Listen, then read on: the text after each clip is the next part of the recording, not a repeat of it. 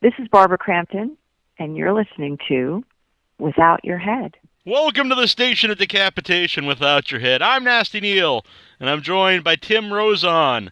He plays Doc Holliday, the iconic character, on Wynonna Earp right now on Sci-Fi. For people not aware of the show yet, if they're not following it, could you give me a brief explanation? Yeah, it's about Wyatt Earp's heir, his great-great-granddaughter, played by Melanie Scofano, who plays Wynonna Earp, who has to kill all the reverends, which are the resurrected people that Wyatt Earp killed in his days, are now back, and they're demons, and they're badass, and they're causing troubles. And she's got the only demon-killing gun in the world that can do the job.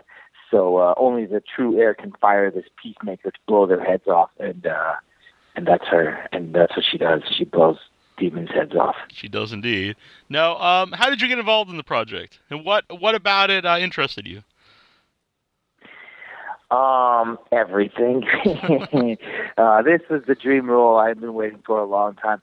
Like, when you're an actor, the first thing you get is a breakdown, and like a breakdown is normally like just maybe a paragraph if you're lucky explaining the project, and then you get some sides and you put yourself on tape and you hope someone calls you back, and most of the time you hear nothing. Sometimes you get a call back, and then you go from there. But I remember when I got the breakdown right away. It was a sci-fi show by Emily Andress, and I already was hooked because I had worked with her before, and I love everything she does. And then through the breakdown, there was a tease of what it was, and then it said Doc Holliday would be there, and I knew exactly who Doc Holliday was, and it also said that it was based on a comic book by IDW.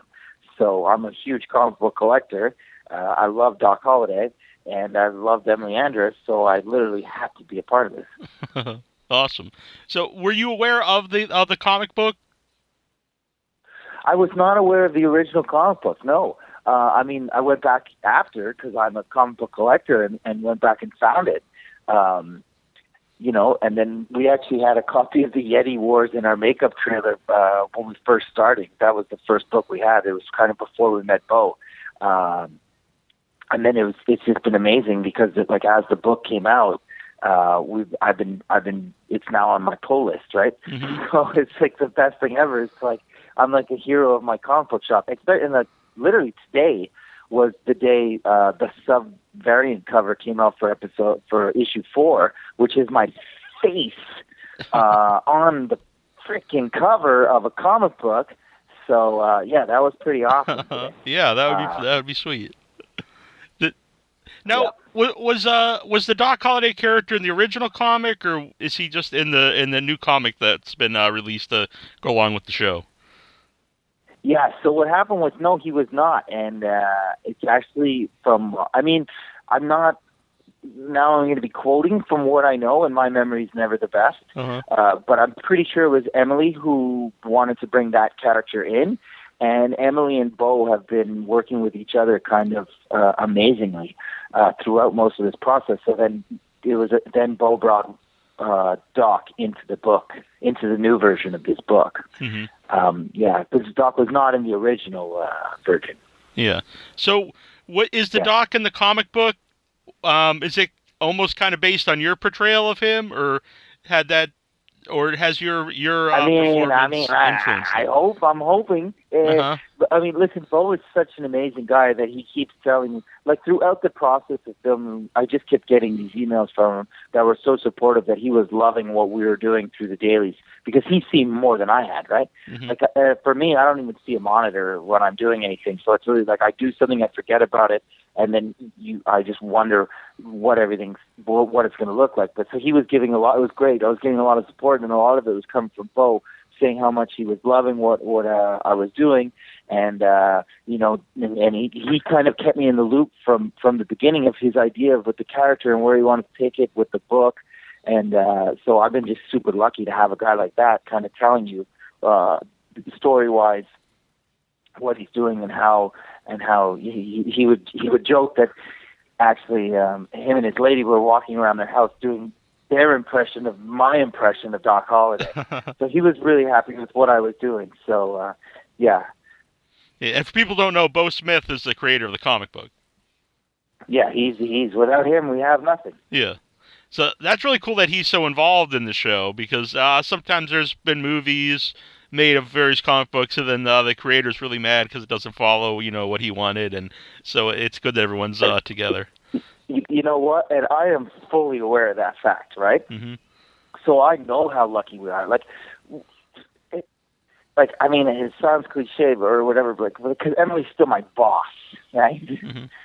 At the end of the day, if I had a boss, I guess it would be Emily Andres. But she's so freaking passionate about this show that she loves everything about the show that it trickles down. Like, it's so amazing to have someone care about it so much. And then when we met Bo was equally as passionate as Emily, if not more so, because they're so invested in this character, right? Mm-hmm. Like, Bo created this, but this is his baby. And then the fact that they actually kind of collaborate together and they both are so passionate about the character is we're so lucky, because the foundation that this show is built on comes from a place of real passion and real love for the character. Mm-hmm. So we're super lucky.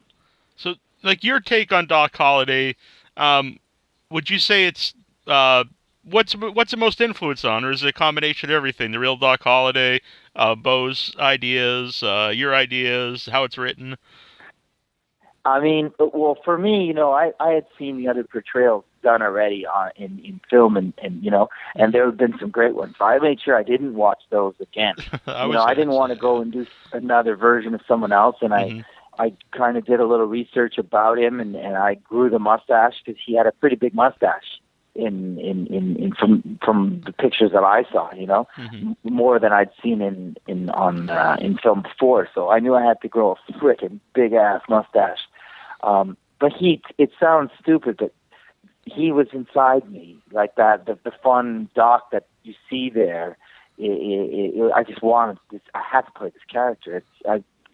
I honestly believe that everybody's born to play one part, and that was the part. This was the part for me that I needed to play this part. I needed to do it, and I can't do it for you right now. I honestly can't. I don't know how. I tried doing it, and I'm off. Uh-huh. I don't even know what accent it is. It's something about when I have that mustache, I put that hat on, and that brim comes tight down, and the guns are on, and boom, there he is. It just all comes together. Yeah. So, like, when you first get all that stuff on, you already have the mustache or everything, but you get all the wardrobe on, you got your guns and everything, and you saw yourself for the first time. Like, what went through your head, and is that kind of like when the voice came about? Yeah. I mean, I had kind of did it in the audition. I had a bit of it, but it wasn't close to where it was. But it's one of those things. Like, the first time I saw myself in the thing, I'm just like, I just keep waiting for someone to come and pull me out of it and say, "No, you're not allowed to have the best fucking job ever, and you're not allowed to be this happy." You know what I mean? Because it's literally the best thing that could have happened for me. Everybody has different goals and dreams that they want, you know what I mean? Especially actors. They're all different. I'm a theater guy, you know what I mean? An Oscar doesn't interest me, and Emmy never interested me. Being on a comic book show, going to Comic Cons, was my dream. Mm-hmm. You understand? Like, and everybody knew that about me before. I've been to cons before as, like a fan. Uh-huh. And now I'm getting to go on the other side. It's freaking amazing, man. It's like I'm somehow got into the secret club that I've always wanted to be a part of, and I never want to leave now, you know? Well, I will say, as a con goer, I host a lot of panel stuff. It is a lot more fun if the guest there is also happy to be there and not just sitting there, like, I don't want to be here. So that's good. Yeah. Mm-hmm. And I honestly believe that about the show.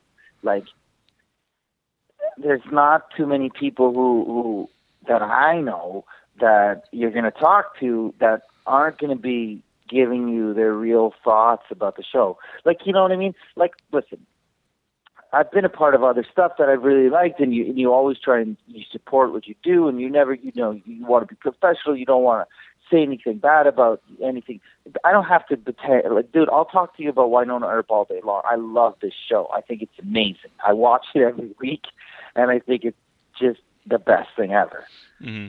You mentioned, watching it, and before, like, you're not seeing the dailies, and I assume working on other things you have different opinions on this, but when you're acting on it, maybe you have, like, one idea how this is going to be, but you never know how they edit it, if they're going to make it more comedy, more action, whatever. So when you finally saw the the final episode after it's been edited, what did you think of it?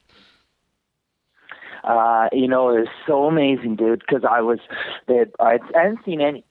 They brought me to San Diego. I got to tour the IDW offices, so I already was like the happiest kid in the world. And then we did a premiere that night, and I got to see episode 1 and episode 2 together. And I was just blown away. I was like, this is the best show ever. I was just like, this is amazing. How could people not love the show? And then it was pretty freaking awesome.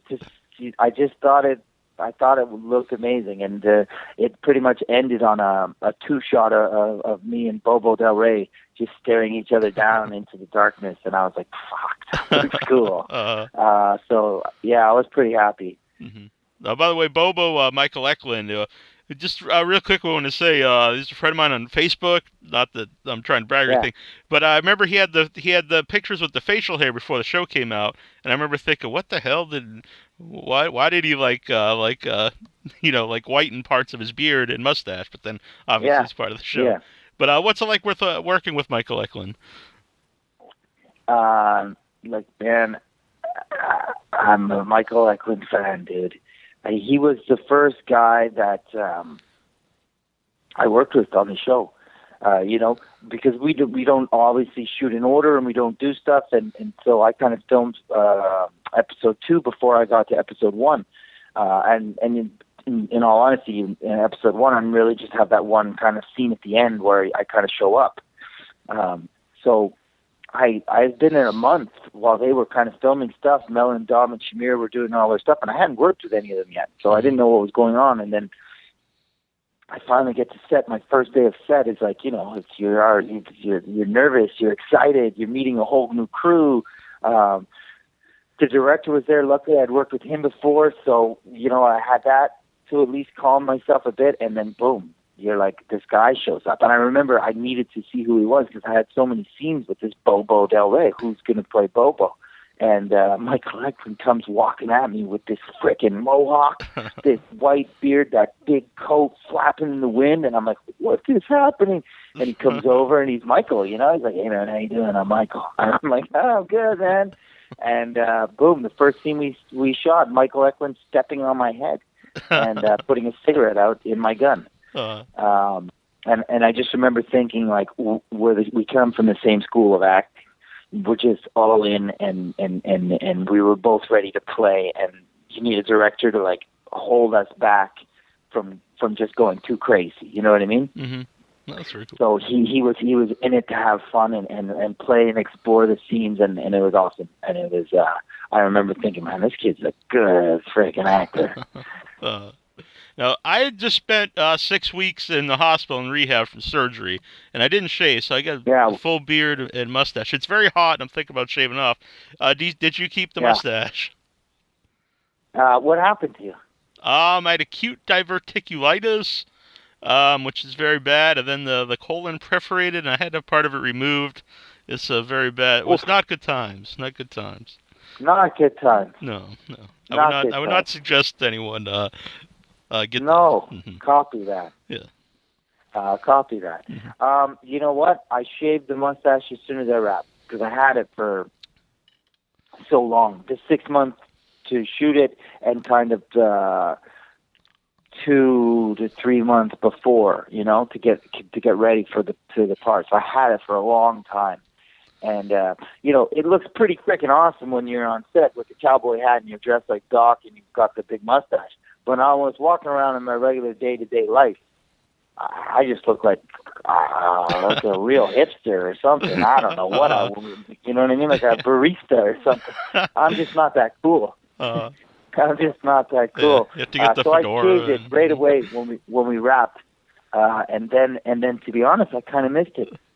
Like 2 days later, I missed having the mustache. Mm-hmm. Mm-hmm. What was it about you missed? That it's just not there? Or?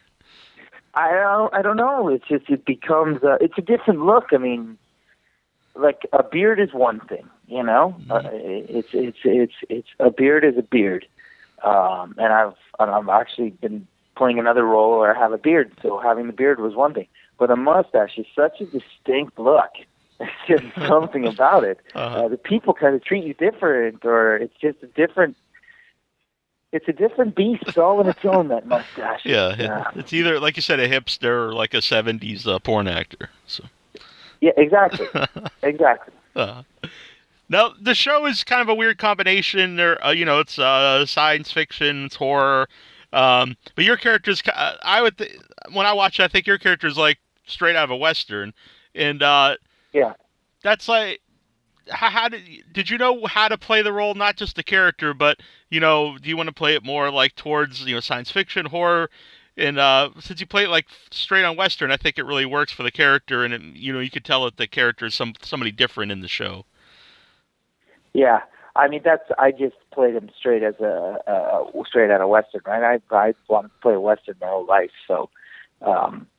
The cool thing is like the funnest thing that I find about this character is like, he's not scared of a gunfight. He's not scared of demons or zombies. You know what I mean? Mm-hmm. He's ready to fight these things. But like a cell phone is petrifying to him. You know what I mean? Like imagine he had to take a selfie. He doesn't understand. Like, that's the other thing. Like, everybody forgets, but my character's from the 1800s. You know what I mean? Uh-huh. Like, he's not from these times. He doesn't know these things.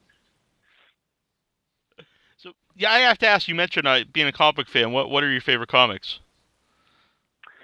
I mean, which is kind of amazing. But right when this came along, I was just really, really heavy into the Six Gun. I don't know if you ever read The Six Gun. I was also into Lock and Key because I was on a show called Lost Girl. Mm-hmm. You ever heard of Lost Girl? Yeah. Yeah, so Emily Anderson was actually one of the showrunners on that show for a while. But there's an actress there called Ksenia Solo. And she knew I was a comic book fan, and she said, "Hey, I've been reading this book, Lock and Key. You should check it." So then I got into Lock and Key. And then, which was great because when I went to do the screen test, the comic book people asked me the same stuff. They were there. Ted Adams from IDW was at the test. He said, "I heard you're a comic book fan. What books are you reading?" And I said, "Well, Six Gun, Lazarus, the Image book, Saga, obviously, and then I said Lock and Key." And he goes, "Oh yeah, who makes Lock and Key?" And I said, "IDW." And then he says, "By the way, I'm Ted Adams of IDW." And I was like, "Ah!" So yeah. So, and I still say I'm reading those books, and then I'm also reading the new Silver Surfer.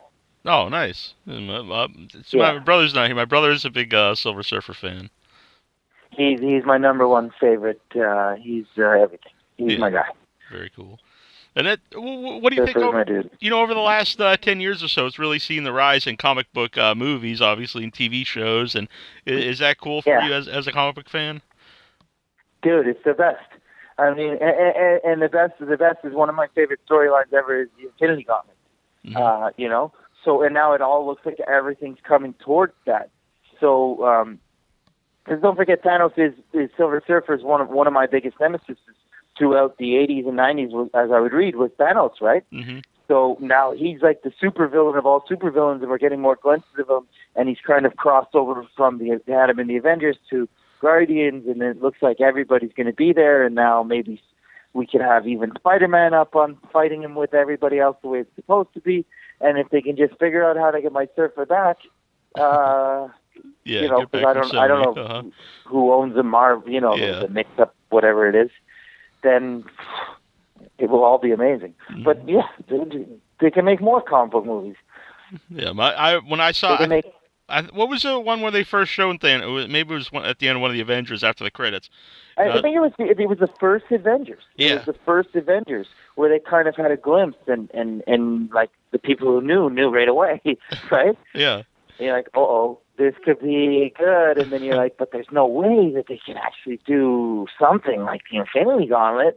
And then by Avengers 2, you're like, oh, wait a second. And then you have Guardians, and then there's all this stuff coming together. And now Doctor Strange, you know what I mean? Mm-hmm. You're like, yeah, they can. They actually can. Yeah. Yeah, I remember watching Avengers with my brother. Civil War. Yeah, Civil War is really good. Yeah. So. What's the reaction been like for the show when you doing the conventions? I mean, we just did WonderCon, but everybody was amazing there. And like, I'm new to the Twitter, whatever it is. I call it the Twitter. And everybody on there has been amazing. Like, Winona Earp fans are freaking the best. Like, they're just, they're just supportive, and they're really into the show. And like, live tweeting, we do it every Friday. It's become like the highlight of my week. It's just a crazy beast of like, I don't even, because it's the first time I'm seeing the episode too, right? So I'm like trying to watch the episode as a fan, but then try and write everybody back at the same time because there's so much going on. And like, Friday night live tweeting's become like the craziest thing it's like. Well, it's very cool, though. The highlight. Yeah, for fans of the show, that you can actually interact with people on the show. I mean, it's really cool. Yeah, it's been but it's super fun, right? It's been amazing.